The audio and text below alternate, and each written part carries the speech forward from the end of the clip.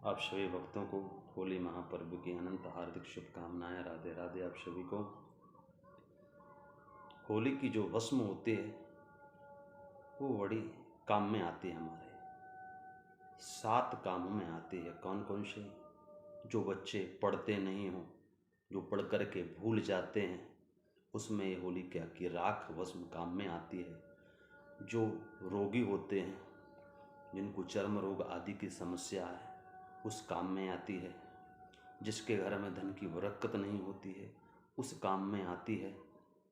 जिस घर में नकारात्मक शक्ति रहती है, भूत प्रेत छाया आदि रहती, उस काम में भी ये आती है।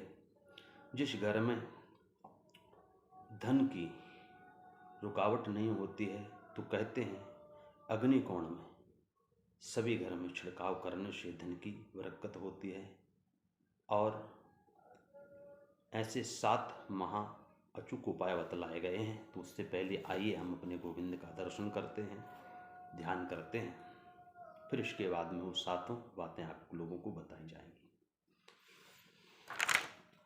आनंद घने गोविंद मने, आनंद घने गोविंद मने, मंदिर अनन्य निवासनी, घनश्याम हित घनश्याम हित, घनश्याम घन हित चातकी, घनश्याम घन हित मोरनी। आप सभी को होली महापर्व की अनंत हार्दिक शुभकामनाएं। हर हर महादेव। जय जय श्री राधे कृष्णा, जय जय श्री श्याम।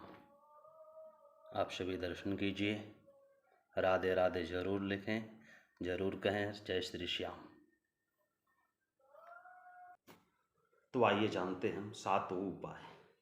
लोग कहते हैं हमारे घर में बच्चे पढ़ते नहीं हैं, पढ़ते हैं तो भूल जाते हैं, उनको याद नहीं होता है।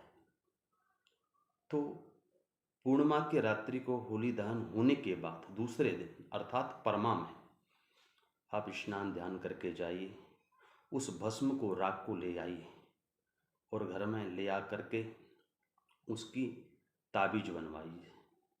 चांदी की ताबीज में उसको भर करके अपने घर में उन बच्चों को और जो भी व्यक्ति सदस्य उनको पहनाइए।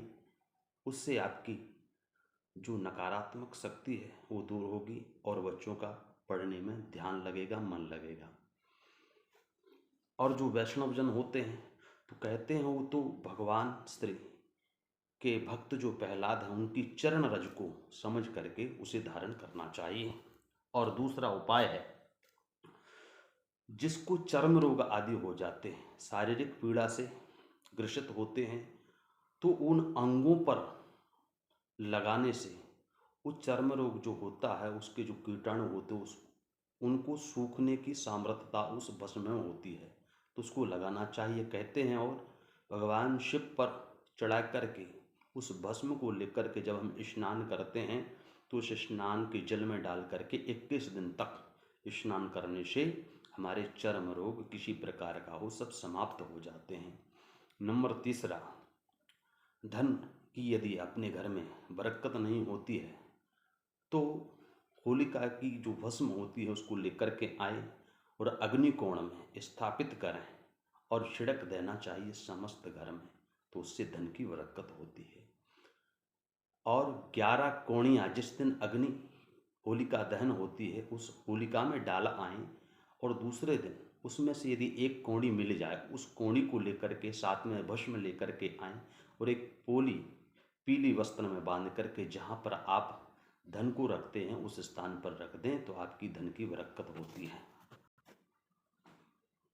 और नंबर 5 है, जिसकी कुंडली में शनि राहु केतु की महादशा होती है और जिस व्यक्ति को 7.5 की दशा होती है, यदि उस होलिका की भस्म को नित्य प्रति स्नान करते समय शिव को स्पर्श करने के बाद उस बाल्टी में थोड़ी सी भस्म को डाल करके उससे स्नान करें तो उससे हमारी ग्रह दशा शांत हो जाती है।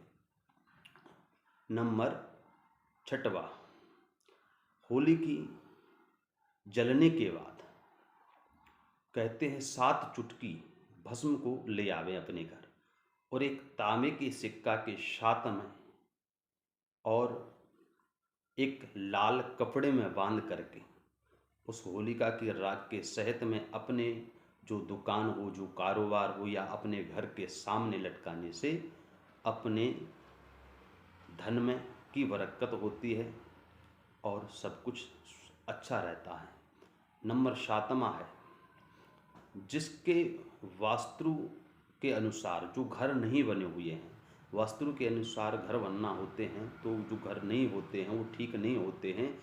इसलिए होलिका की भस्म को लेकर के आएँ और अपने घर में सभी जगह छिड़काव करने आदि से समस्त वास्तु दोष जो होता है वो सब खत्म हो जाता है।